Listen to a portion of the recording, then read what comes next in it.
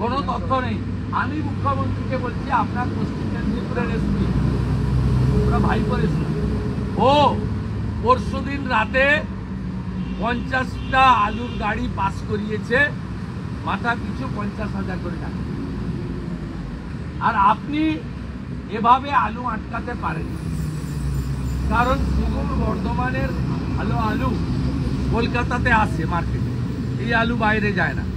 গড়বেতা, বাঁকুড়া, চন্দ্রকোনা, কেশপুর, গোয়ালতোড়ের আলু বাইরের রাজ্যে যায়, ঝাড়খণ্ডে এবং উড়িষ্যার। এই মার্কেটে আমাদের মার্কেটে আসে না। আসল কথা, যারা সরকার চালাচ্ছেন তারা কৃষি সম্পর্কে, মাঠ সম্পর্কে, আনাজ সম্পর্কে, ধান সম্পর্কে তাদের কোনো আইডিয়া নেই। তারা ফ্ল্যাট বাড়িতে থাকেন, মূলত দক্ষিণ কলকাতায় বসবাস করেন।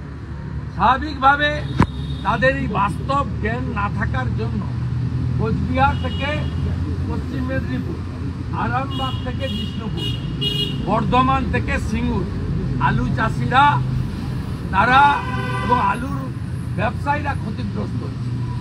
মুখ্যমন্ত্রী পাঞ্জাব থেকে আলু বীজ, আপনি এখনো আলুর বীজ এখানে করতে পারলেন না। পাঞ্জাবের আলুর বীজ এত দামে বিক্রি হচ্ছে। মোদিজির ভর্তুকি দেওয়া সার আজকে দ্বিগুণ দামে বিক্রি হচ্ছে। আপনি এই কালোবাজারি রুখতে পারছেন না। উল্টো দিকে আলু চাষি, আলু ব্যবসায়ী, আলু আড়তদার, আলু পাইকার, এদের অর্থনৈতিকভাবে ক্ষতিগ্রস্ত করছেন। এটা আপনার অভিজ্ঞতা না থাকার জন্য হচ্ছে। আপনি যেভাবে দল এবং পুলিশ চালান, আপনি আলুটাকেও সেভাবে চালাতে চাইছেন।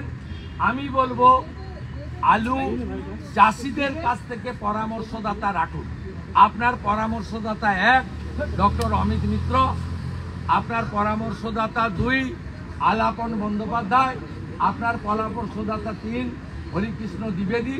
এদের সঙ্গে বাস্তবের কোনো সম্পর্ক নেই।